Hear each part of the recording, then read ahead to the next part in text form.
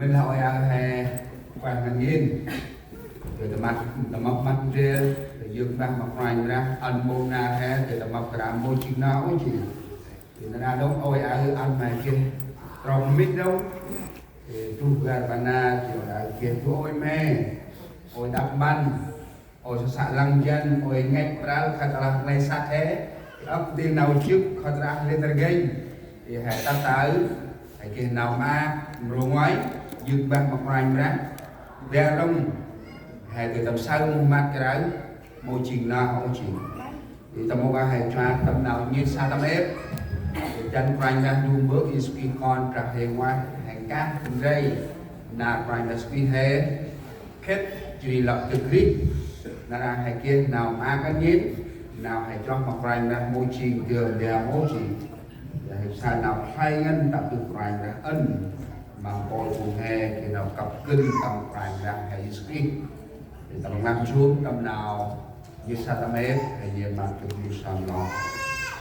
nhớ tâm đây là quay mà đặt đủ mực quanh là history con trả hiệu quả mà cái nhiệt phôi phun con tập ngăn xuống tầm trả hiệu quả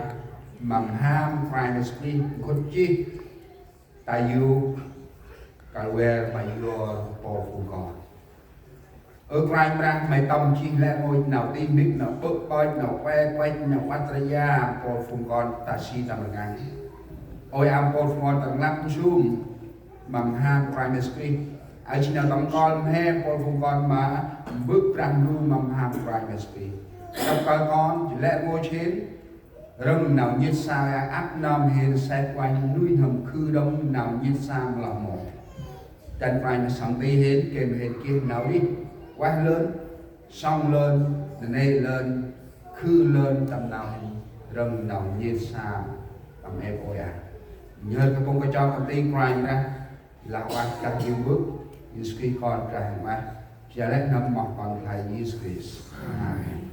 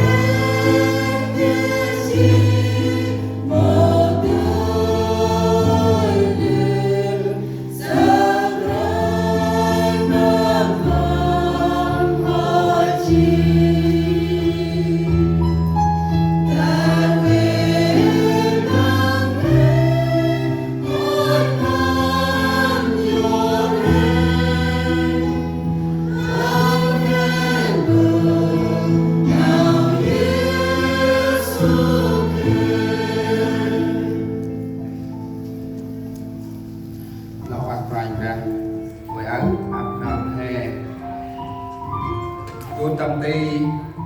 đi chỉ được một công là cho ấp nợ hè ngắt lấy nào phải là speak hè sản xuất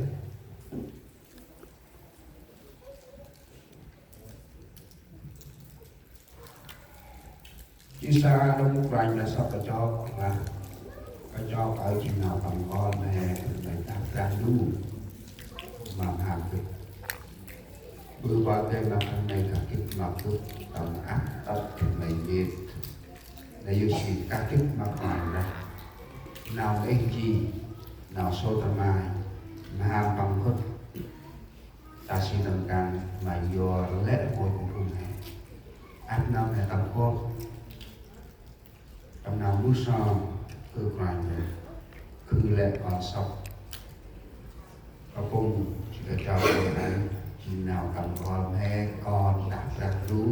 bằng hàng này bằng một vậy là nhiều mắt học bị bí lúc sau Hallelujah, con xin thưa mày mày bless you Lord to do.